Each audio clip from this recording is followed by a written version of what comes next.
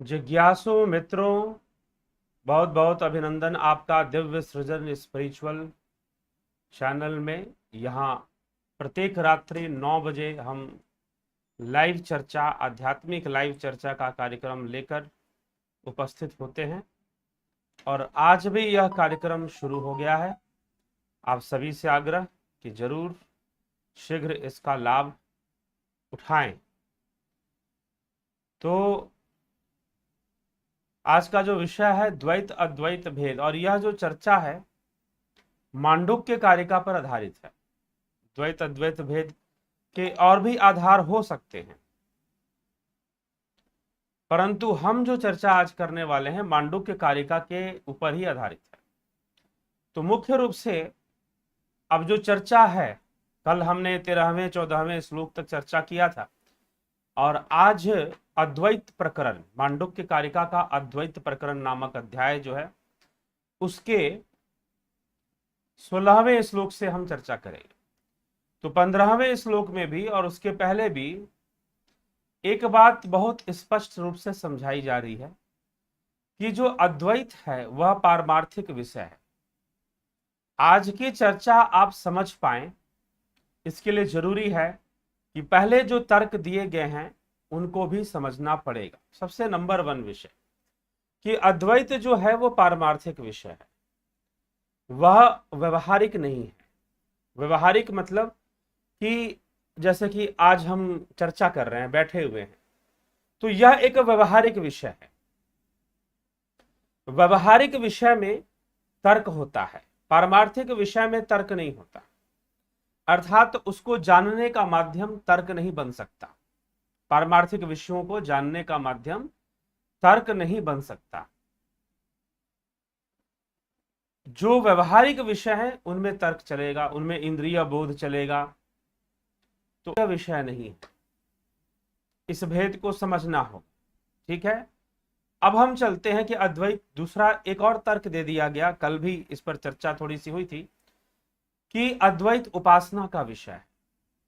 उपासना क्या है?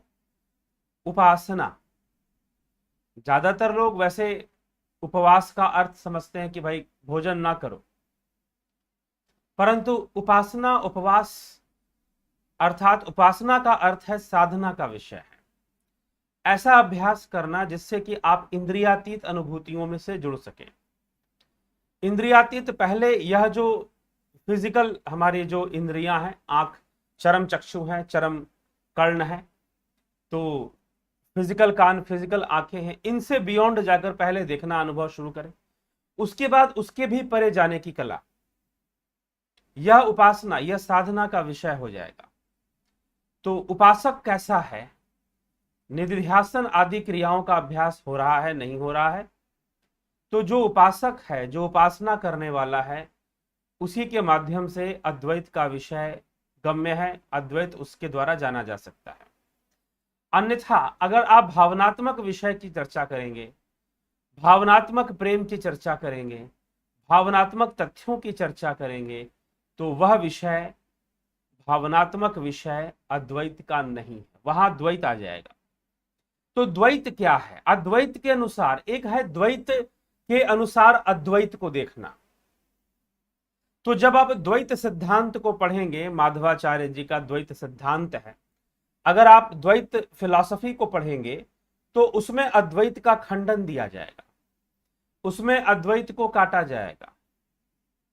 लेकिन जब आप अद्वैत से द्वैत को देखना और द्वैत के से अद्वैत को देखना, तो जो दर्शन शास्त्रों का और इन सब विषयों पर अनुसंधान करते हैं, वो दृष्टि अपनाने में कई बार क्या होता है कि आप बायस्ड होते हैं, आप पक्षपाती होते हैं। आप निरपेक्ष होकर या निष्पक्ष होकर, निष्पक्ष होकर आप किसी विचारधारा का ना अध्ययन करते हैं ना अभ्यास करते हैं। और जब आप निष्पक्ष होकर अध्ययन अभ्यास नहीं करते तो संभव है कि आप सही जगह पर नहीं पहुंचने वाले, सही जगह पर नहीं पहुंचने वाले। इसीलिए सबसे पहला विषय क्या है कि द्वैत का चश्मा पहनकर अद्वैत को देखो।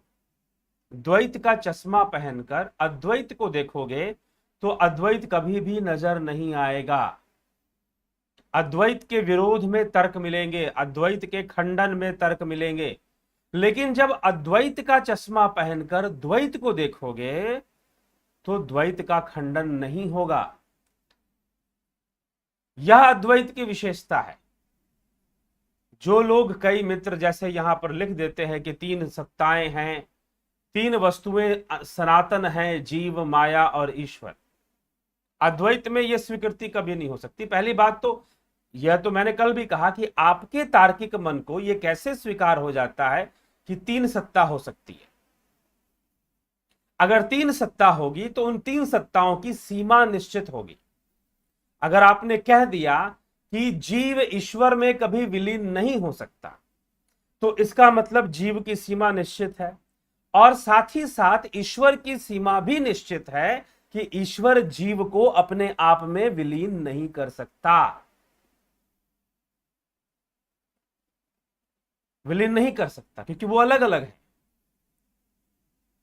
ठीक है, तो समुद्र और नदी एक हो जाते हैं जब नदी समुद्र में विलीन हो जाती है। ठीक है, वो अलग नहीं रह जाते। वास्तव में कुल मिलाकर समुद्र का ही पानी, और देखा जाए तो सब एक है। सबसे ज्यादा बादल समुद्र के जल से बनते हैं, वाष्पित होकर, वाष्पीकरण से। ठीक, फिर वो बरसते हैं, नदियों का रूप धारण करते हैं, पर्वतों से, झरनों से, अनेक स्रोतों से नदियों में मिलकर फिर समुद्र में ही जाकर मिल जाते हैं। तो वह वहीं के वहीं रहते हैं।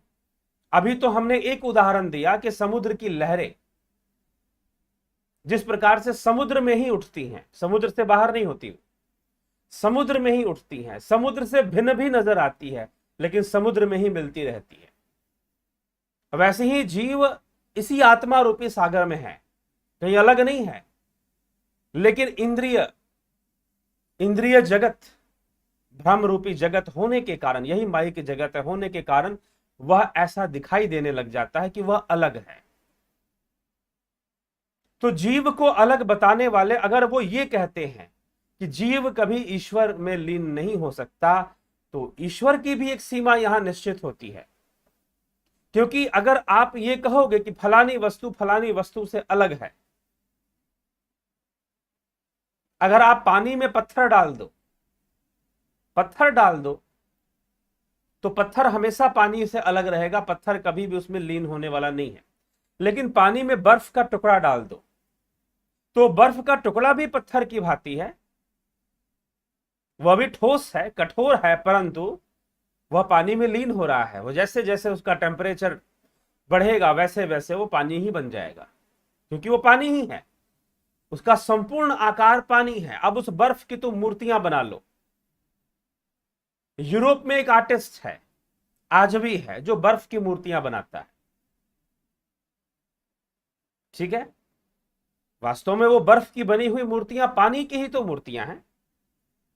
आप पानी को किसी एक स्थान पर रख नहीं सकते, बर्फ के टुकड़े को रख सकते हैं। अगर उसे वैसा ही तापमान मिले तो वो लंबे समय तक वैसे ही बना रहेगा, वहां से हिलेगा डुलेगा नहीं। वो बहने वाली, उसके जो बहने वाला गुण था वो खत्म हो जाएगा, लेकिन है तो वो पानी, अगर अलग आकृति रखने के बाद भी। तो वैसे आत्मा, तुम्हें इंद्रिय जगत में भिन्नताएं और द्वैत दिखाई देता है, जहां विषय भावनात्मक है। इसलिए संपूर्ण संसार, अष्टावक्र महागीता या मांडुक्य कारिका में भी चर्चा हो चुकी। क्या चर्चा हो चुकी? कि संपूर्ण संसार भावनात्मक, संपूर्ण संसार कल्पना मात्र, भावना मात्र है, इस प्रकार से कह दिया गया। इसलिए जिज्ञासु इस पर विचार करना चाहिए। तो आगे की जो चर्चा है कुछ इसी प्रकार से द्वैत अद्वैत भेद को बताने का प्रयास किया गया है। तो द्वैत क्या है? द्वैत वास्तव में अद्वैत का कार्य है। द्वैत को अद्वैत की दृष्टि से देखना और अद्वैत को द्वैत की दृष्टि से देखना थोड़ा सा डीप कॉन्सेप्ट है। जिन्होंने दर्शन शास्त्रों पर अध्ययन किया होगा वो शायद ज्यादा समझ पाएंगे। द्वैत से अद्वैत देखोगे तो नजर नहीं आएगा, इंद्रियों से ब्रह्म देखोगे तो नजर नहीं आएगा। हाँ, वहां से द्वैत देखोगे, अद्वैत से जब द्वैत देखोगे तो द्वैत अद्वैत का कार्य है, उसका विवर्त मात्र है। यह द्वैत जगत उस अद्वैत का विवर्त मात्र है, मैनिफेस्टेशन है और कुछ नहीं है।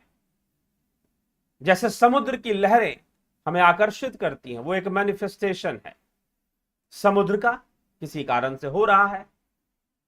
तो उसी प्रकार यह ब्रह्म है। तो आइए श्लोक क्या कहते हैं। तो 16वें श्लोक में उपासना की चर्चा करते हुए महर्षि गौड़पाद कहते हैं, आश्रमा स्त्री विधा हीन मध्यो उत्कृष्ट उपासनोपदिष्ठेयम तदर्थ मनुकंपया। आश्रम 3 प्रकार के हैं, अधिकारी पुरुष 3 प्रकार के हैं, हीन मध्यम और उत्कृष्ट दृष्टि वाले, जो उपासना के अधिकारी हैं, जो उपासना करने वाले हैं, जो अद्वैत की उपासना करने वाले हैं। तो अद्वैत को जानोगे तो किताबों से पढ़कर मात्र तर्क वितर्क और शास्त्रार्थ करके नहीं जानोगे, अद्वैत को उपासना से जानोगे, साधना से जानोगे।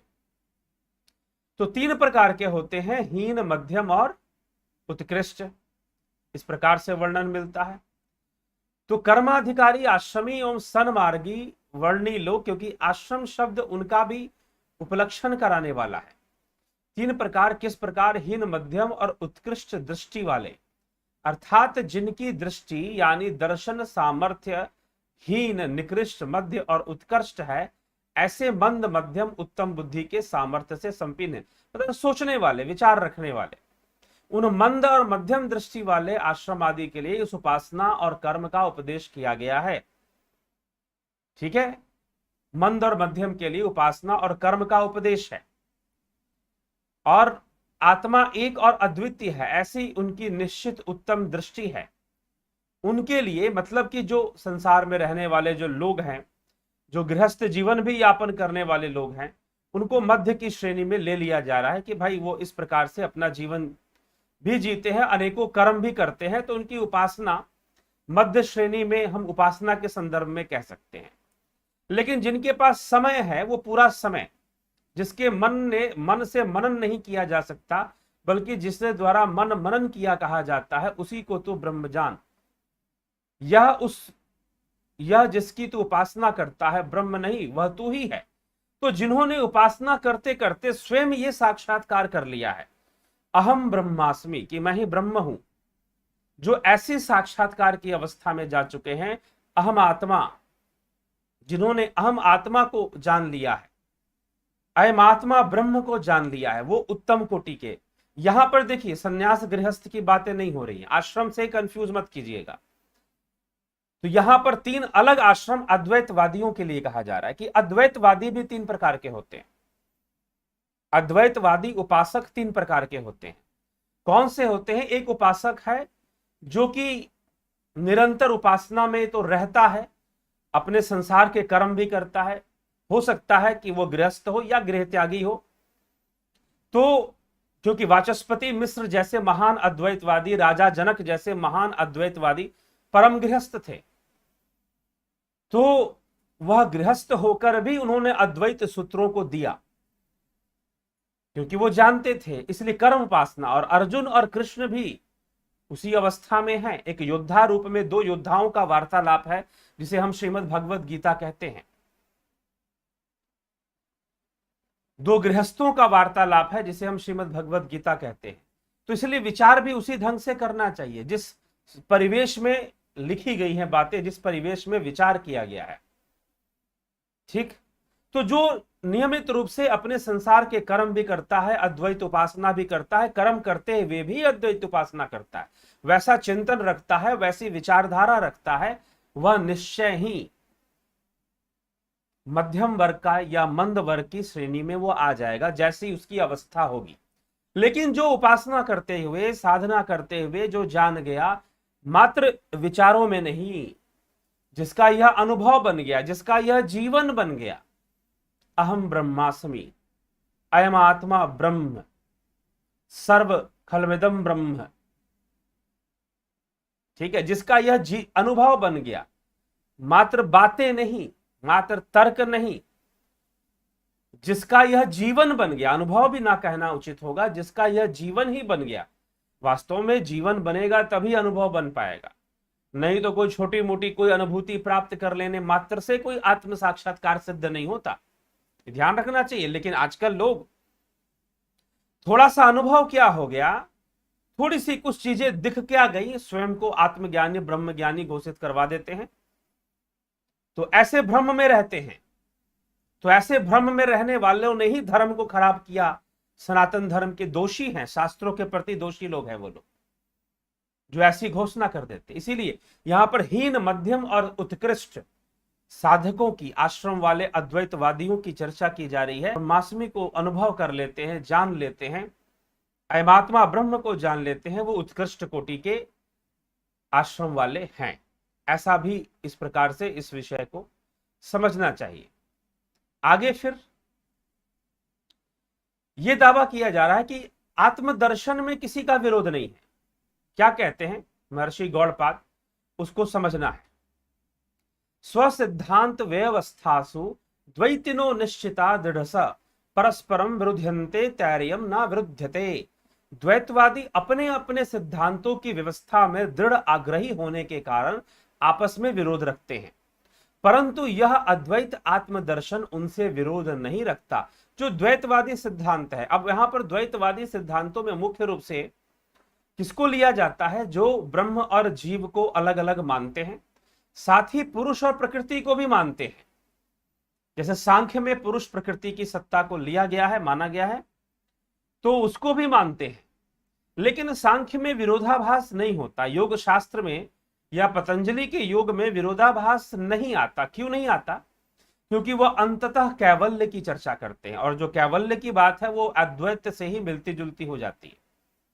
वास्तव में अद्वैत दर्शन क्या करता है कि वह विशेष रूप से अद्वैत तत्व की व्याख्या करता है, और पतंजलि दर्शन विशेष रूप से अभ्यास पर फोकस करता है कि प्रैक्टिस।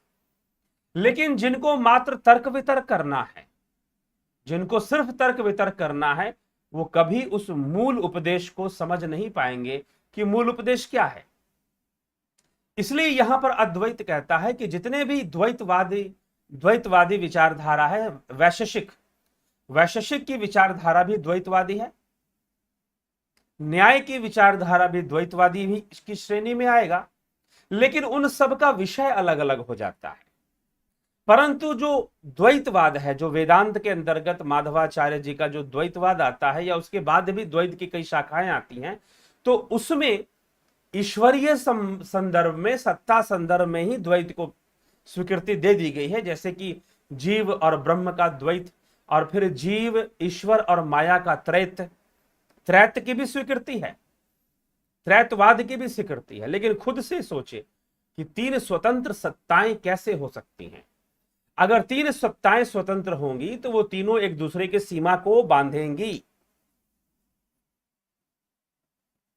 फिर वो सीमित करेंगी, उसे सीमित करने का प्रयास करेंगी।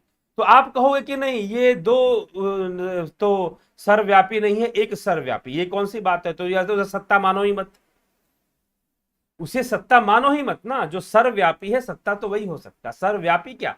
स्वयं सर्वत्र है। सर्वव्यापी भी कहना, कई बार सर्वव्यापी के रूप में लोग ऐसे लेते हैं कि जैसे बल्ब जल रहा है लेकिन पूरे कमरे में बल्ब की रोशनी फैल रही है, तो बल्ब सर्वव्यापी है। जी नहीं, कमरे के अंदर बल्ब को आप सर्वव्यापी नहीं कह सकते, क्योंकि वो एक जगह पर है, वहां से वो अपनी रोशनी रूपी जो ऊर्जा है वो फेंक रही, लेकिन वो स्वयं तत्व रूप में वो सर्वव्यापी नहीं कहलाएगी। तत्व रूप में वो कभी भी सर्वव्यापी इस तरह से नहीं कहला सकती है। ठीक है, तो सर्वव्यापी होने का मतलब कि वास्तव में सर्वव्यापी, तत्व रूप में सर्वव्यापी है। ठीक है, वही तत्व है जिससे सब कुछ बना है, उसी का प्रकाशन मात्र है। सारे तत्व प्रकाशित हो रहे हैं तो उसी तत्व से। जैसे एक ही सूत है ना, अब एक ही सूत है, उससे आप कुर्ता बना लो, बनियान बना लो, पैंट बना लो, पजामा बना लो, टोपी बना लो। वह सूत कितने रूपों में प्रकाशित हो रहा है, यह भी एक उदाहरण है। वह तो ब्रह्म है, तो ना जाने कितने रूप धारण कर सकता है, कितने मैनिफेस्टेशन। लेकिन जो रूपों का विषय है वह इंद्रिय जगत का विषय है, इंद्रिय जगत का विषय है। इसलिए इंद्रियों से देखने में, समझने में हमें दो वस्तुएं नजर आती हैं, जड़ और चेतन। अपने तर्कमय बुद्धि से हमें दो ही वस्तुएं समझ में आती हैं, जड़ और चेतन। लेकिन जो असली वस्तु है वह तो कैवल्य से प्राप्त होगा। पतंजलि ने कहा है वहां प्रकृति नहीं रहेगी, कैवल्य हो जाने के बाद प्रकृति नहीं रहेगी, क्योंकि प्रकृति तो बुद्धि, अहंकार, मन, इंद्रियों से है ना, और आपने तो इसका लय कर दिया। इसीलिए अद्वैत क्या कहता है, अद्वैत का तर्क क्या है, यह जो तर्क दिया गया यहां पर मांडुक्य कारिका में, अद्वैतम परामर्थो ही द्वैतम तद्भेद उच्यते तेषाम उभयथा द्वैतम तेनाय न विरुद्धते। अद्वैत परमार्थ है और द्वैत उसका भेद है। अद्वैत परमार्थ है, द्वैत उसका भेद है, द्वैत उसका कार्य है, उसका प्रकाशन है। Dvaita is the manifestation of Advaita, Dvaita is the manifestation of Advaita. तो द्वैत जो है अद्वैत का कार्य है, तथा उन द्वैतवादियों के मत में दोनों प्रकार से ही द्वैत है, इसीलिए उनसे इसका विरोध रहेगा, क्योंकि वो द्वैत से हटकर देख नहीं सकेंगे। वो तर्कों से ही सब कुछ बताने और प्रमाणित करने का कोशिश करेंगे। स्वसिद्धांत व्यवस्थासु द्वैतिनो निश्चिता दृढ़। द्वैतवादी अपने अपने सिद्धांतों की व्यवस्था दृढ़ आग्रही। तो अब ये प्रश्न उठता है, क्या उनकी जो खोज है गलत है? क्या द्वैतवादी खोज गलत है? अब ये बात अद्वैत से समझिए। जी नहीं, द्वैतवादी खोज गलत नहीं है। पूर्व द्वैत, दो प्रकार के द्वैत हैं, शंकराचार्य के पूर्व द्वैत। वैसे तो देखिए अद्वैत की चर्चा तो बहुत पहले से उत्तर मीमांसा हो गया, या फिर ब्रह्मसूत्र हो गया, या फिर ग्रंथों में चली आ रही है, उपनिषदों में। उसको कुछ विशेष महत्व देने वाले एक संप्रदाय हुआ, राजा जनक का ही संप्रदाय उसे अगर हम मान ले, क्योंकि सुखदेव मुनि राजा जनक के शिष्य थे और योगी गौड़पाद सुखदेव मुनि के शिष्य माने जाते हैं, और योगी गौड़पाद के शिष्य गोविंद पाद हुए, और गोविंद पाद के शिष्य आदि गुरु शंकराचार्य कहे जाते हैं। ऐसा मिलता है, प्रमाणिक जो इनकी ग्रंथ हैं उनमें ऐसी चर्चा मिलती है। योगी गौड़पाद सुखदेव मुनि के शिष्य थे, सुखदेव मुनि राजा जनक के शिष्य थे, जनक विदेही थे, गृहस्थ व्यक्ति थे। फिर एक और अद्वैतवादी की चर्चा आती है, बहुत प्रसिद्ध हुए वाचस्पति मिश्र। लगभग वो आचार्य शंकर के समकालीन या उससे पूर्व हुए थे, वाचस्पति मिश्र। उन्होंने अपने अद्वैत पर भामती नामक ग्रंथ दिया, बहुत रेयर है, अगर कहीं से आपको मिल जाए। मैंने कुछ प्रतियां किसी विद्वान से लेकर पढ़ी हैं, तो जरूर बताएं मुझे भी। तो उसमें भी चर्चा अद्वैत की है। तो फिर मांडुक्य कारिका का विस्तार, आदि गुरु शंकराचार्य ने इसका भाष्य दिया मांडुक्य कारिका का। तो वास्तव में अद्वैत से संबंधित, अद्वैत का मुख्य आधार देखिए, वैसे तो उपनिषद इशादी 9 उपनिषद मूल उपनिषदों में लिए जाते हैं, माने जाते हैं। टोटल 11 उपनिषद मूल कहे गए हैं, छांदोग्य और बृहद आरण्यक उपनिषद को लेकर। इसके अलावा और भी उपनिषद हैं वैसे तो, लेकिन मूल उपनिषद में अद्वैत को मुख्य आधार देता है मांडुक्य उपनिषद, जिसमें ये 3 अवस्थाओं की चर्चा है, जागृत, स्वप्न, सुषुप्ति, और फिर तुरीय अवस्था की चर्चा मिलती है। ना अंतः प्रज्ञा ना बहिष्प्रज्ञा करके जो बताया गया है, ना प्रज्ञान घन, तुरीया के बारे में जो व्याख्या 7वें श्लोक में की गई है मांडुक्य उपनिषद में, उसी का विस्तार और अद्वैत मत का विस्तार करने के लिए इसको रखा गया है मांडुक्य कारिका का विषय, इसीलिए अत्यंत महत्वपूर्ण है। और मांडुक्य कारिका उत्तर देता है उस संघर्ष का जो द्वैत और अद्वैत के बीच चल रहा है। तो कहता है कि द्वैत तो अद्वैत का कार्य है, द्वैत और अद्वैत का कार्य है। बाद में द्वैतवादियों ने अद्वैतवादियों को मायावादी कहा। मायावादी कहा तो मायावादी शब्द गलत है, क्योंकि अद्वैत तत्व तो माया से परे था। माया से परे है ना, जहां माया का अंत हो जाएगा वहां अद्वैत प्रारंभ होगा, तो वो मायावादी कैसे हुए। विकृतियां आती हैं समाज में, विकृतियां आती हैं लोगों में, विकृतियां विचारों में नहीं आती, विचारधारा में नहीं आती। हां, किसी विचारधारा को मानने या उस मठ का या उस संप्रदाय का व्यक्ति गलत हो सकता है, लेकिन दर्शन गलत नहीं हो सकता, फिलॉसफी उसकी गलत नहीं हो सकती, व्यक्ति गलत हो सकता है, ठीक है। लेकिन जो विचारधारा अद्वैत प्रमाणित कर रहा है वह यही है कि द्वैत अद्वैत का कार्य है। द्वैत का चश्मा पहन के जब अद्वैत देखोगे तो नजर नहीं आएगा और विरोधाभास होगा, और अद्वैत से देखोगे तो समझ में आएगा द्वैत तो अद्वैत का ही कार्य है, द्वैत वास्तव में अद्वैत का ही कार्य है। तो जो द्वैत विचारधारा पहले थी वैशेषिक की विचारधारा, तो वैशेषिक ने, लेकिन वो अपने, इसलिए अद्वैत में उसका विरोध नहीं है, शंकर उसका विरोध नहीं कर रहे हैं, उल्टी प्रशंसा कर रहे हैं। और जो दूसरे विषय थे, शंकर या फिर योगी गौड़पाद स्वयं, जो मन इंद्रिय आदि विषयों के सूक्ष्म विषयों को समझने के लिए वह कह रहे हैं कि सांख्य ही उचित है, सांख्य का अध्ययन करना चाहिए मन इंद्रिय और पंचभूत इन सब विषयों को समझने के लिए। इसलिए अद्वैत ने अपनी विचारधारा नहीं निकाली, उसी विचारधारा को ले लिया जो सांख्य में पहले से दिया हुआ था उन सब विषयों में। लेकिन जब सत्ता की बात आई, पुरुष प्रकृति सत्ता की बात आई, तो उन्होंने कहा कि नहीं, इससे हटकर ब्रह्म की सत्ता है, ब्रह्म की सत्ता है, आत्मा इन सब से परे है। तो इस तरह से अद्वैत की विचारधारा चलती है। इसलिए अद्वैत में विरोधाभास नहीं कहा गया, इसमें विरोधाभास द्वैत के साथ नहीं है। लेकिन द्वैतवादी का विरोधाभास है, अद्वैतवादी का विरोधाभास नहीं है, उसमें स्वीकार्य हो जाएगा, वो तो उसका कार्य मात्र है। जब तक कार्य में लगे हुए हो तब तक कहां जान पाओगे सत्य क्या है, यह समस्या आ जाती है। तो इसीलिए यहां पर स्पष्टीकरण देते हुए कह रहे हैं कि यह द्वैत जो है वो अद्वैत का कार्य है, इसलिए द्वैत अद्वैत का भेद है। ऐसा कहने पर शंका हो सकती है कि अद्वैत के सामने द्वैत भी परमार्थ सत्य ही होना चाहिए, लेकिन इसलिए ऐसा नहीं है। इसी को समझाने के लिए, क्योंकि द्वैत परमार्थ नहीं है, समझाने के लिए आगे कहा जा रहा है मायया भिद्यते। इस श्लोक के अंतर्गत 18वें श्लोक में हम देखें इसको, मायया भिद्यते हेतन्नान यथाजम कथश्चन तत्वतो भिद्यमाने ही मर्त्यताम मृतम व्रजेत। इस अजन्मा अद्वैत में माया ही के कारण भेद है, और किस प्रकार नहीं, यदि इसमें वास्तविक भेद होता तो यह अमृत स्वरूप मरणशीलता को प्राप्त हो जाता। अगर वास्तव में अद्वैत में भेद होता तो वो भी मरणशील होता ना, उसकी भी सृष्टि और विनाश होती, लेकिन ऐसा होता नहीं है।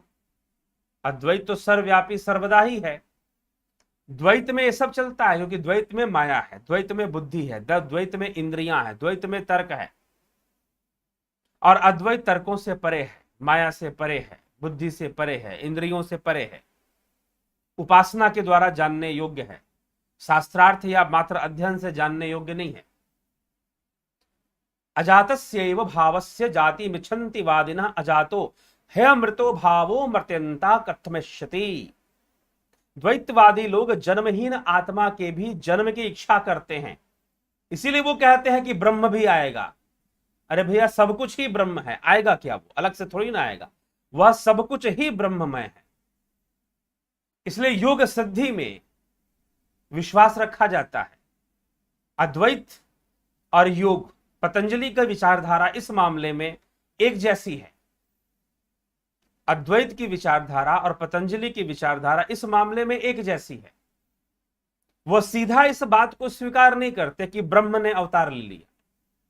जो सर्वव्यापी है, कण कण में व्याप्त है, उसे अवतरित होने की कोई आवश्यकता नहीं है, क्योंकि जो सर्वव्यापी है ना उसके लिए कोई नीच है ना कोई ऊंच है। और अवतार का अर्थ होता है जो ऊपर से नीचे की ओर उतरता है।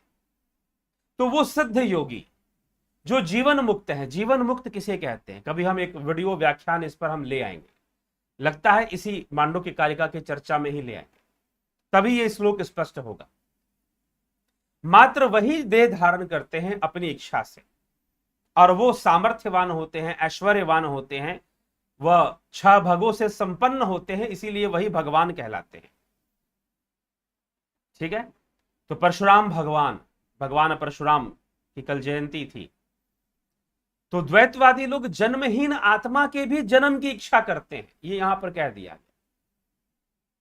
द्वैतवादी लोग, यहां पर आत्मा भी कहने का मतलब ब्रह्म से है, तो द्वैतवादी लोग जन्महीन आत्मा के भी जन्म की इच्छा करते, उसका जन्म नहीं होता, और क्योंकि उसका जन्म होने की आवश्यकता ही नहीं है ना, क्योंकि जो कुछ भी है सब उसी का तो है, और वही है, सब उसी से प्रकाशित हो रहा है, तो सब कुछ वही है, पत्थर भी वही है, चलता फिरता मनुष्य भी वही है, उससे अलग कुछ भी नहीं है। ठीक है, तो द्वैतवादी लोग जन्महीन आत्मा के भी जन्म की इच्छा करते, किंतु जो पदार्थ निश्चय ही अजन्मा है, मरणहीन है, वह मरणशीलता को किस प्रकार प्राप्त हो सकता है? वह कभी मरणशील तो नहीं हो सकता ना। अगर आप उसे जन्मशील मानेंगे तो आपको उसे मरणशील भी मानना पड़ेगा। ठीक है, तो इसी प्रकार से इसको काटते हुए, इस विचारधारा को काटते हुए यहां पर यह बात समझाई जा रही है। तो ना भवत्य मृतम मर्त्यम ना मृत्य मृतम तथा प्रकृतिरे अन्यथा भावो कथंचित भवस्यति। मरणहीन वस्तु कभी मरणशील नहीं होती, मरणशील कभी अमर नहीं होता, किसी भी प्रकार स्वभाव की विपरीतता नहीं हो सकती। ठीक, तो ये यहां पर इसकी चर्चा की जा रही है। और जो उत्पत्तिशील जीव है वो कभी अमर नहीं हो सकता। ठीक है, तो विस्तार से यह अब आगे की चर्चा अलग हो रही है द्वैत अद्वैत से। तो द्वैत अद्वैत का भेद बताते हुए यही यहां पर स्पष्ट कर दिया गया है कि जो द्वैत है वह अद्वैत का कार्य है, और अद्वैत उपासना का विषय है, इंद्रियों का विषय नहीं है। जितने भी तर्क दे रहे हो अद्वैत के विरोध में, वह सब बुद्धि से उत्पन्न है। पारमार्थिक अपारमार्थिक सत्ता है, भूत तो अभूत तो वापि सृज्यमाने समाश्रुति निश्चितम युक्ति युक्तम च यत भवति नेत्रत। पारमार्थिक तथा अपारमार्थिक किसी भी प्रकार की सृष्टि होने में श्रुति तो समान ही होगी, अतः उनमें जो निश्चित और युक्ति युक्त मत हो वही हो सकता है, अन्य नहीं हो सकता। ठीक, तो जब व्याख्या होगी तो इस व्याख्या को भी समझाया गया है। तो मित्रों, मुख्य रूप से अद्वैत जो है वह पारमार्थिक विषय है, द्वैत जो है वह व्यवहारिक विषय है, वह बुद्धि का विषय है। वह जहां भी तर्क आएगा, इंद्रियां आएंगी, वह बुद्धि है। अद्वैत मतलब अंतर्मुखी हो जाओ, उतर जाओ। ठीक है, अद्वैत का अर्थ होता है उतर जाओ। ठीक ना, ये चीज। ठीक, तो ये प्रश्न है, तो चलिए इस पर हम अब चर्चा करेंगे आप एक कमेंट के हिसाब से।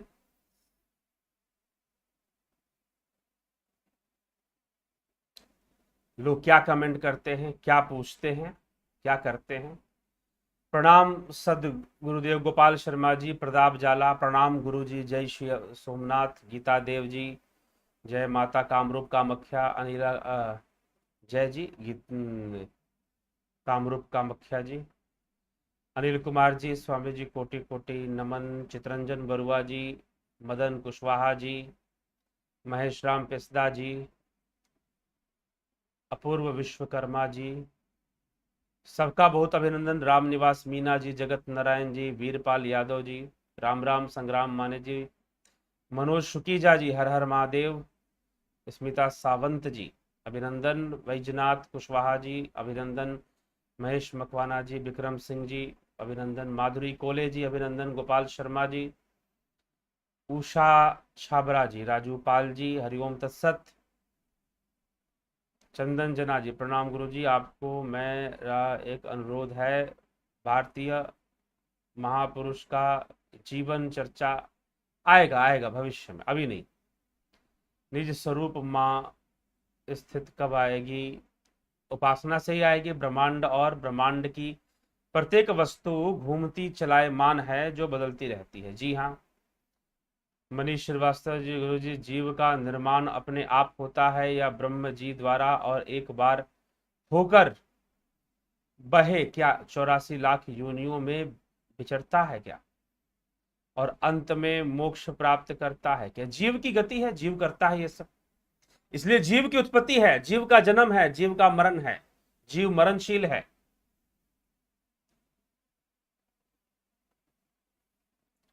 क्या रचना जी, चंदन कुमार जी अभिनंदन, क्या संपूर्ण ब्रह्मांड की कोई शुरुआत या अंत है, या वे अनंत हैं? क्या संपूर्ण ब्रह्मांड की कोई शुरुआत या अंत है? अनंत ही है जी, अनंत ही है, उसकी सृष्टि अनादि ही है। हाँ, सृष्टि, वस्तुओं की सृष्टि और अंत है, दृश्यों का सृष्टि और अंत है, परंतु सृष्टि और अंत स्वयं में अनादि है। सृष्टि और प्रलय स्वयं में अनादि है। प्रलय का कभी प्रारंभ नहीं हुआ, सृष्टि हो रही है तो प्रलय भी हो रहा है, यह प्रक्रिया निरंतर चल रही है, यह द्वैत की स्थिति है।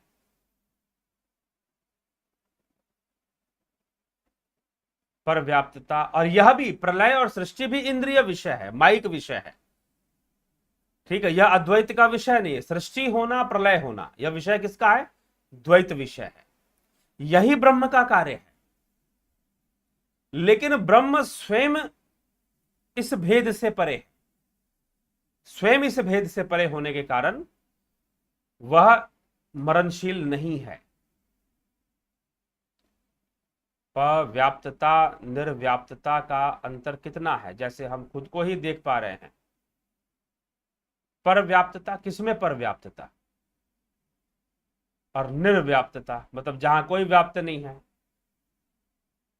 जहां वो व्याप्त नहीं है। आप ईश्वर हो या खुद को ईश्वर का अंश मानते हो, जबकि उनकी कोई व्याख्या ही नहीं। पहली बात तो है कि ईश्वर क्या है। ईश्वर क्या है? प्रचलित भाषा में ईश्वर को जानेंगे, या आप ईश्वर को जानेंगे संस्कृत भाषा में ईश्वर शब्द का जो अर्थ निकलेगा। दो विषय हैं। ईश्वर का विलोम क्या है? नश्वर।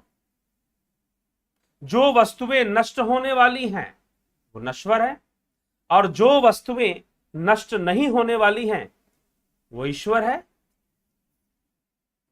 तो ईश्वर कभी नष्ट नहीं होता। हाँ, ऐन्द्रिक जगत में यहां पर ये जो डिफरेंस है, इंद्रिय जगत और इंद्रियातीत जगत, भाव जगत और भावातीत, यहां से स्लिप मार जाने के बाद जब यहां पर फोकस नहीं होगा तो बातें कुछ की कुछ हो जाएगी, क्योंकि द्वैत आ जाएगा, और जहां द्वैत आएगा वहां तर्क आ जाएगा। ठीक है। तो जब आप अद्वैत रूप की बात करेंगे, जब आप अहमात्मा की बात करेंगे कि मैं आत्मा हूं, तो जी हां, मैं ईश्वर हूं, क्योंकि ईश्वर कभी नष्ट नहीं होता। हाँ, कुछ लोगों ने ईश्वर की व्याख्या यह समझ के रखा हुआ है कि ईश्वर शक्तिशाली होता है, जहां चाहे वो करके दिखा देगा, जो चाहे वो कर देगा, कहीं भी प्रकट हो जाएगा, चमत्कार कर देगा, वो कर देगा। ऐसी कोई व्याख्या ईश्वर के संदर्भ में नहीं आती। अगर ईश्वर शब्द का अर्थ निकालेंगे तो बस इतना है, ईश्वर शब्द का अर्थ जो नष्ट नहीं हो, जो सनातन है। ईश्वर और सनातन ये दोनों पर्यायवाची शब्द हैं। ईश्वर और सनातन दोनों पर्यायवाची शब्द हैं। ईश्वर का अर्थ ये नहीं है कि वो सिद्धि संपन्न है, वो ये करके दिखा देगा, वो करके दिखा देगा। हाँ, एक सिद्ध योगी कर सकता है, एक सिद्ध योगी बहुत बड़ी बड़ी चीजें कर सकता है, इसीलिए वो भगवान है, भग संपन्न है। इसलिए परशुराम जी भगवान, राम जी भगवान, कृष्ण जी भगवान। लेकिन जब आप ईश्वर शब्द का प्रयोग कर लेते हैं तो ईश्वर का यह अर्थ नहीं होता कि वो ये करके दिखा दे, वो करके दिखा दे। जी नहीं, ईश्वर मतलब बस जो एलिमेंट्री है, जो तात्विक है, जो सर्वव्यापी है, जिसी से वह एक ही तत्व है जिससे सब बना है, और वो पारमार्थिक है। वो पारमार्थिक है, तो पारमार्थिक रूप से प्रत्येक व्यक्ति ही ईश्वर है, और वो एक ही ईश्वर है, वो अलग अलग नहीं, वो एक ही है। यही तो पिछले चर्चाओं में क्या कहा गया, जो आकाश है, घटा आकाश है, अलग अलग जगहों पर जो आकाश का रूप है वो अलग अलग है, लेकिन सत्य है कि आकाश आकाश ही है। ना वो नीला है, ना वो पीला है, ना वो काला है, ना वो हरा है, ना वो धूल मिट्टी वाला है, ना वो बादल वाला है। आकाश आकाश है बस,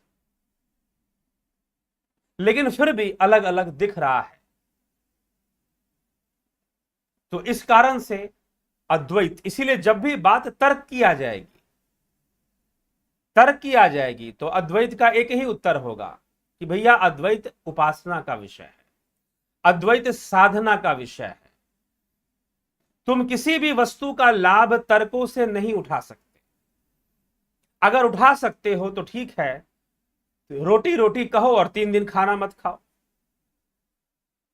रोटी की चर्चा करो, रोटी पे तर्क करो, भोजन के ऊपर तर्क करो, और भोजन मत करो। क्या पेट भर जाएगा? नहीं भरने वाला। इसलिए आध्यात्मिक विषयों का सही लाभ मात्र अंतर्मुखी होकर ही आने वाला है, साधना से ही आने वाला है। ठीक है, इसीलिए सब कुछ अथर्व श्रुति, आगे श्रुति की चर्चा आएगी, थोड़ा सा कल चर्चा होगा ब्रह्म के अवतार के ऊपर कि ब्रह्म अवतार लेता है, नहीं लेता है, कैसे लेता, कैसे वर्णन किया जा रहा है। पतंजलि के मत को भी कल लिया जाएगा, यद्यपि पतंजलि के मत पर एक वीडियो ऑलरेडी है हमारे चैनल पर कि सिद्ध पुरुषों का जन्म कैसे होता है, वो बताया हुआ है। तो उस मत और इस मत के अनुसार देखते हुए हम चर्चा करेंगे कि वास्तव में क्या है, सिद्ध पुरुषों के जन्म के पीछे या अवतार के पीछे किस प्रकार की चीजें हैं। तो यही तथ्य आ जाता है। लेकिन जब हम सर्वव्यापी आत्मा की बात करते हैं, ब्रह्म की बात करते हैं, तो वहां पर वो तो पहले से ही सर्वव्यापी भी क्या, वो तो सर्वत्र है।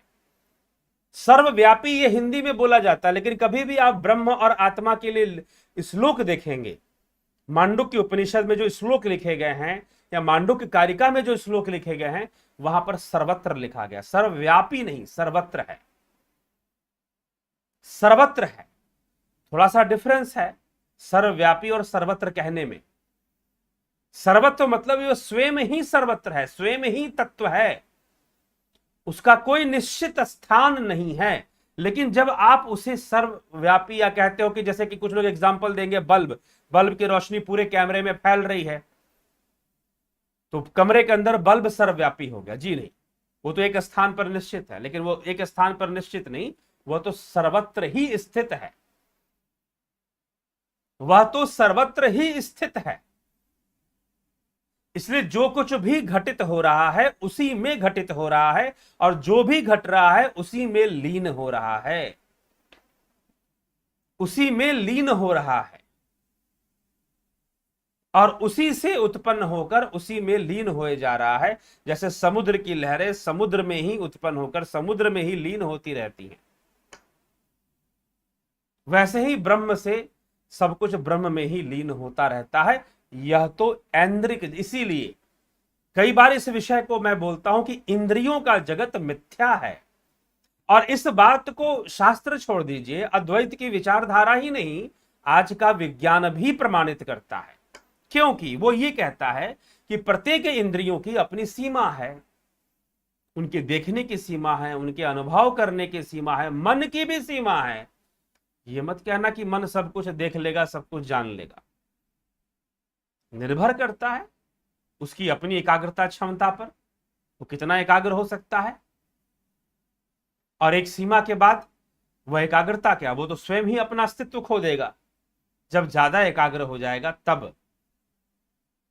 ठीक है, इसलिए अद्वैत के लिए द्वैत उसका कार्य है, द्वैत अद्वैत का कार्य है। ठीक है, इसलिए अद्वैत से द्वैत समझ में आता है, लेकिन द्वैत से अद्वैत को समझना संभव नहीं है। इंद्रियों से और भावनात्मक विषयों से और तर्कों के विषय से अद्वैत को समझ पाना बस एक इशारा किया जा सकता है। इसलिए अद्वैत के जो ग्रंथ हैं, अद्वैत के जो सूत्र हैं, वो एक इशारा मात्र है, समथिंग बियॉन्ड योर इमेजिनेशन। ठीक, आपके कल्पनाओं के परे, आपकी भावनाओं के परे, भावातीत, भावातीतम त्रिगुण रहितम,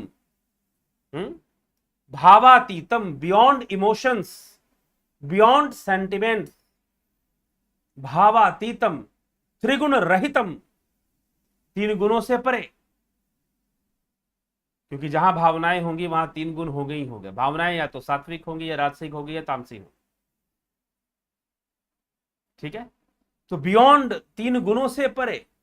तो जहां तीन गुणों से, और ऐन्द्रिक जगत तीन गुणों के वश में है, तीन गुणों के वश में है।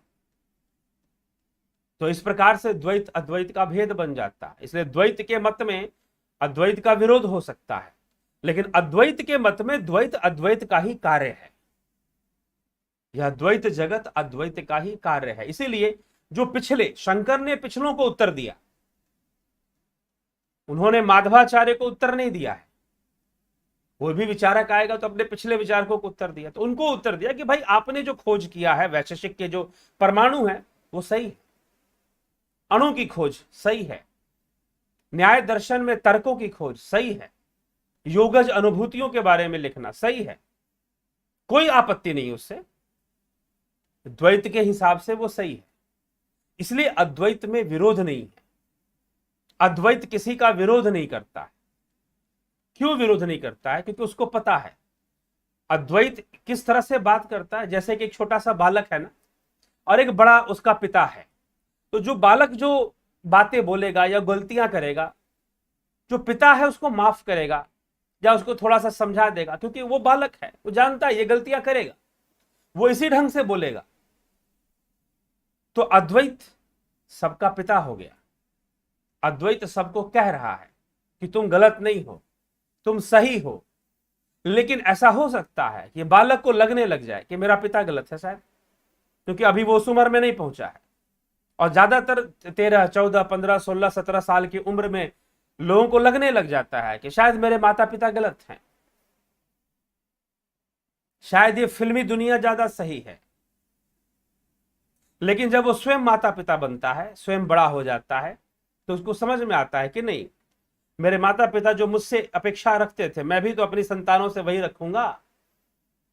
तो उसे समझ में आ जाता है फिर। तो ये चीज होनी शुरू हो जाती है।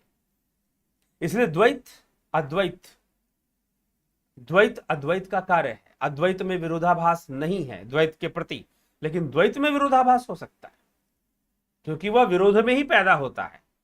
वह इंद्रियों के वशीभूत वाली दुनिया में ही पैदा होता है, वह माइक दुनिया में ही पैदा होता है। इसीलिए यह भेद आ जाता है।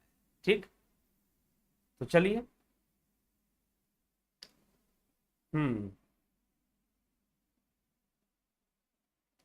अर्जुन को उपदेश देने वाले कृष्ण भगवान थे जी, भगवान कृष्ण कहते हैं उनको, भगों से संपन्न भगवान।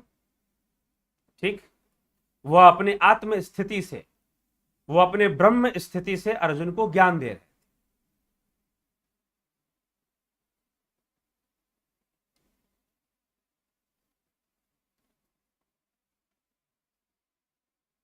क्या हम ब्रह्म हैं? अगर हैं तो तुम क्यों माया में बंधे हुए हैं?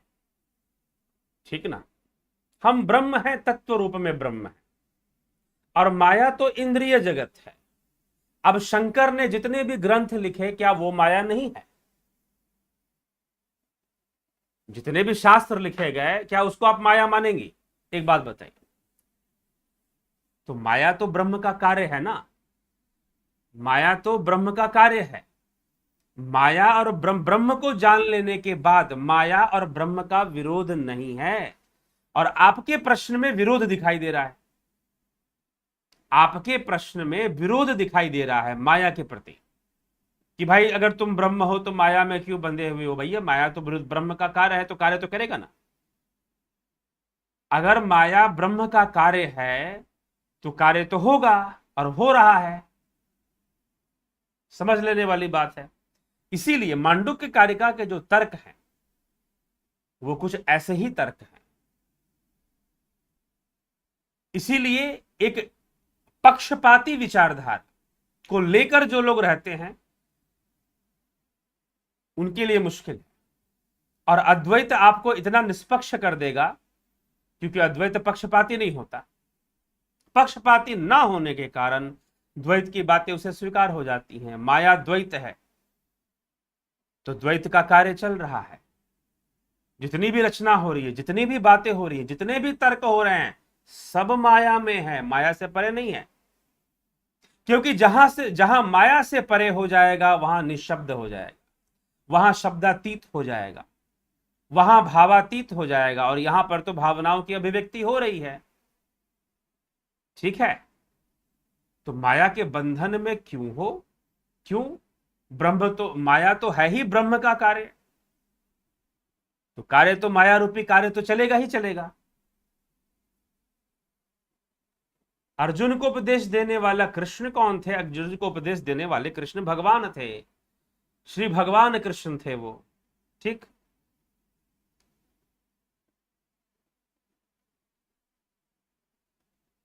एक बात बताइए, महेश नहीं, किसने पूछा ये? हाँ, Manish Patel ji, for you I am asking a question. Arjun को उपदेश देने वाला कृष्ण कौन है? यह प्रश्न आपने किया। लेकिन जब श्री कृष्ण अपनी विभूतियों की चर्चा करते हैं तो कृष्ण कहते हैं कि मैं पांडवों में अर्जुन हूं। तो अब यह बताइए कि अर्जुन कौन था?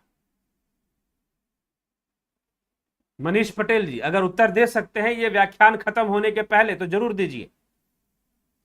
गीता के अंदर यह लिखा हुआ है, अपनी विभूतियों का वर्णन करते हुए श्री कृष्ण कहते हैं कि मैं पांडवों में अर्जुन हूं, मैं पांडवों में अर्जुन हूं। It means Arjun is also Krishna. इसका अर्थ यह हो गया ना कि अर्जुन भी कृष्ण है। अर्थ तो यही निकलता है। अब आप उसकी व्याख्या करने में, टिप्पणी लिखने में, लंबा चौड़ा टिप्पणी लिख जाओ, तर्क दे देकर तो बात अलग, वो तर्क तर्क ही रहेगा। लेकिन कृष्ण जो कह रहे हैं उसको समझने के लिए मात्र तर्क और अध्ययन से नहीं, उपासना, इंद्रियों के परे जाने की साधना करनी पड़ेगी। ऐसे ही नहीं हो जाएगा। क्यों क्यों बता रहे? छठे अध्याय में अर्जुन को अभ्यास के बारे में क्यों बताया जाए? क्यों त्रिगुणी माया से ऊपर जाने की बात की जा रही है? दैवी ही ईशा गुणमयी माया दूरत्या मामेव प्रपथन्ते माया मेताम तरंती ते। तो जो अर्जुन है ना, वह भी कृष्ण ही था। तो अब आप बताइए, क्या अर्जुन भगवान नहीं था? फिर अर्जुन ईश्वर नहीं है क्या? तो कृष्ण की पूजा क्यों कर रहे हो? हर जगह अर्जुन की मूर्तियां क्यों नहीं लगा रहे? कृष्ण ने तो कहा है कि पांडवों में अर्जुन मैं ही हूं। तो गीता से प्रश्न आप करो, छोटे नॉलेज पे नहीं, गहन अध्ययन पर। जहां गहन अध्ययन और अनुसंधान होगा, मात्र अध्ययन से भी नहीं, अनुसंधान होना चाहिए, रिसर्च होना चाहिए। और रिसर्च मात्र अध्ययन करके नहीं, प्रैक्टिकल करके, ध्यान में उतर कर, कम से कम उस मार्ग पर चलो तो जो इंद्रियों के पार तुम्हें ले जाता है। तुम उस पर चल भी नहीं रहे और चाहते हो कि सब कुछ समझ में आ जाए, तो वह भी संभव नहीं।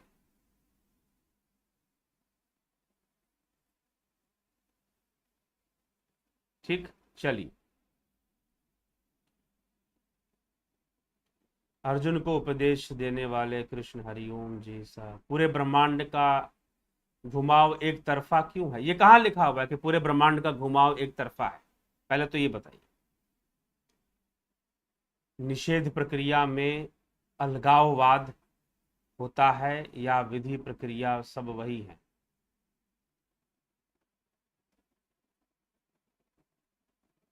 वही है जी। निषेध प्रक्रिया क्या, निरोध प्रक्रिया है। ठीक ना, निरोधात्मक प्रक्रिया है। भक्ति को भी निरोधात्मक माना गया है नारद भक्ति सूत्र में।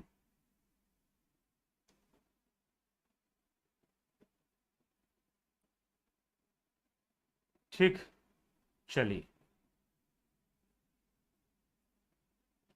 गुरु जी, क्या दक्षिण दिशा की तरफ मुंह कर ध्यान नहीं करना चाहिए? कर सकते हैं, ऐसी कोई बात नहीं, कर सकते हैं।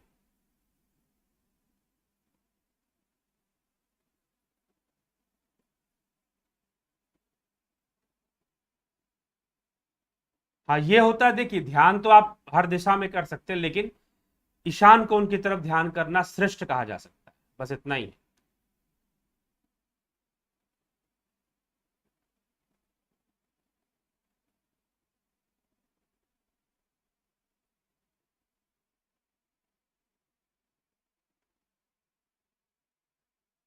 गुरु जी, द्वैत अथवा मतलब अलग अलग सत्व, जैसे मन बुद्धि चित्त, अलग अलग बुद्धि सत्व, वेदर इज इट राइट? हाँ जी, द्वैत में यही सब आएगा, बुद्धि चित्त मन सब द्वैत में ही आएंगे। वैभव वैभवी पांडे जी, सच में आपकी नॉलेज बहुत अच्छी है। ओके, बहुत बहुत अभिनंदन, स्वागत है आपका। ईश्वर ब्रह्म में क्या अंतर? एक ही है जी, अभी तो चर्चा होगी ना, ईश्वर ब्रह्म की चर्चा होगी। नाद और चित्त दोनों एक ही है जी? नहीं, नाद और चित्त दोनों एक कैसे हो सकते हैं? हाँ, चित्त के माध्यम से ही नाद अनुभव होता है, लेकिन नाद और चित्त एक नहीं।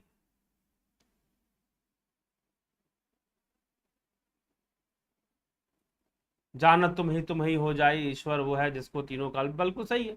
हम उस ब्रह्म को जब जानने लग जाते हैं तो उसी में लीन होने लग जाते हैं, वही हमारा निज स्वरूप है। प्रफुल्ल देव ओम प्रणाम, बिल्कुल सत्य।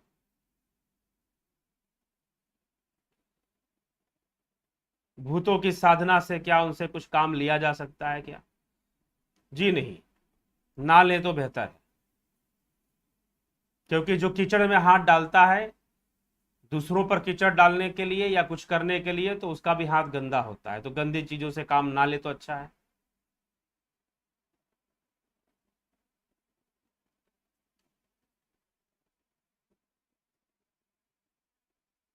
गुरु जी, कृष्ण से भी ऊपर कोई है? अगर है तो वो क्या है? कृष्ण कौन है, पहली बात तो ये। कृष्ण क्या है? वो मोर मुकुट वाला, जिसने मोर मुकुट द्वापर युग में जिसने रूप धारण किया था, क्या उस रूप को कृष्ण मानते हो? अगर उस रूप को कृष्ण मानते हो तो कृष्ण से ऊपर तो बहुत कुछ है फिर। अगर तत्व को कृष्ण मानते हो तो कृष्ण से ऊपर कुछ भी नहीं है। ठीक है, इसका यही उत्तर हो सकता है।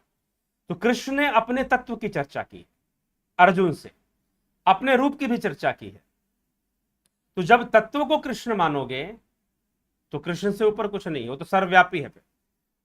फिर तो कृष्ण एक नाम मात्र का है, बाहर से एक, जैसे ब्रह्म कहते हैं वैसे हमने कृष्ण कह दिया, वैसे हमने राम कह दिया। आदि गुरु शंकराचार्य क्यों कहते हैं ब्रह्म ब्रह्म कहने से कुछ नहीं होने वाला, बेकार की बात। न गच्छति विना पाणम व्याधिर औखद शब्दता, बिना अपरोक्ष अनुभवम ब्रह्म शब्दायण उच्यते। कि जिस प्रकार औषधि का नाम लेने से बीमारी दूर नहीं हो सकती, वैसे ही ब्रह्म ब्रह्म कहने से कोई ब्रह्म नहीं जान जाओगे। राम राम कहने से राम नहीं जान जाओगे, कृष्ण कृष्ण कहने से कृष्ण नहीं जान जाओगे।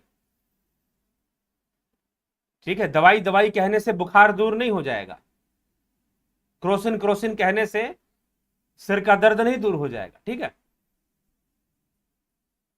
तो इस प्रकार से विषयों को समझाया गया है, बताया गया है।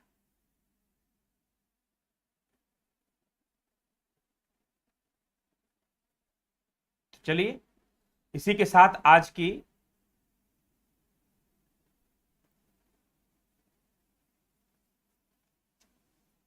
विचारों को यहां विराम देंगे। प्रश्न बहुत हैं, आगे कई प्रश्न बीच में भी मैंने छोड़े हैं जो लग रहा था कि विषयांतर करके पूछे गए हैं।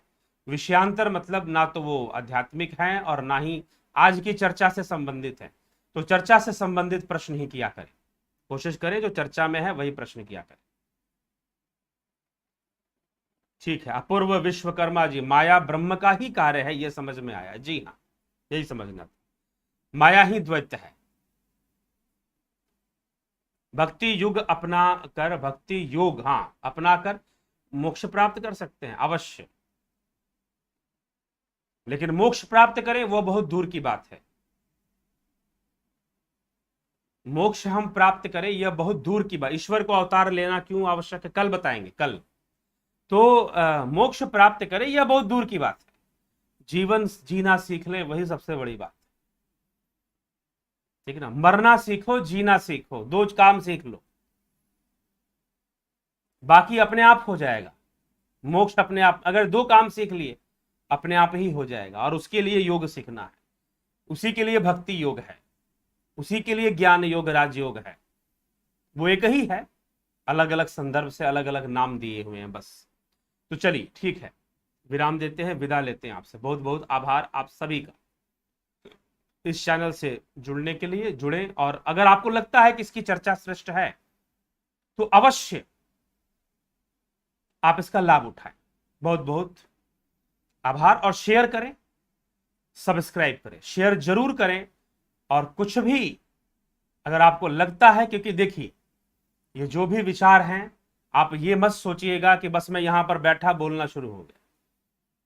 अध्ययन अनुसंधान, मैं खुद पहले श्लोकों का अध्ययन पहले भी कर चुका हूं, वैसे तो करता भी हूं, उन पे विचार करता हूं, जो बातें लिखी जा रही हैं उनको समझता हूं, तब आपके सामने स्पष्ट किया जाता है। ध्यान योग, ध्यान साधना, इसीलिए मैं, कई लोग हैं जो 2-2, 3-3 वीडियोस बनाते हैं, लेकिन कई अपना दिनचर्या, अपनी योगाभ्यास, ध्यान साधना का अभ्यास, सारी चीजें चलती रहती हैं, और अध्ययन भी चलता है, अनुसंधान भी चलता है, तब जाकर आपके समक्ष यह चर्चा रखी जाती है। ठीक है मित्रों, तो इसीलिए अगर आप कोई भी इस कार्य के उपलक्ष्य में कोई दान अनुदान करना चाहें तो डिस्क्रिप्शन में जाएंगे तो वहां पर बहुत सारे ऐसे यूपीआई नंबर, अकाउंट नंबर और ये सब सारी चीजें दी हुई हैं, आप उस पर कर सकते हैं। पेटीएम, गूगल पे, सब दिया हुआ है। कुछ कुछ चीजें जो हैं, जो पहले बनी थी, वो आप कर सकते हैं। आगे चलिए, कभी और कुछ होगा तो उस विषय में जरूर बताया जाएगा आपको। कई कोर्सेस हैं, मैंने कल भी बोला था आएंगे आगे, तो आप उसका लाभ उठा सकते हैं। अभी जुपिटर कोर्स, सन मेंबरशिप, साधना करना चाहते हैं, अंतर्मुखी ध्यान करना चाहते हैं तो जरूर ही अभ्यास कीजिए। इंद्रियों से परे जाकर ट्रांसेंडेंटल मेडिटेशन, ये सब आप इसका लाभ उठाइए। ठीक है, मोपला कब, तो मोपला पर जो चर्चा चल रही है उस पर 2-3 लेक्चर और आने हैं बाकी, वो आएंगे, कल से आ जाएंगे, आज नहीं आएंगे, वो कल से आपको मिल जाएंगे। ठीक है, तो बहुत बहुत आभार आप सभी का।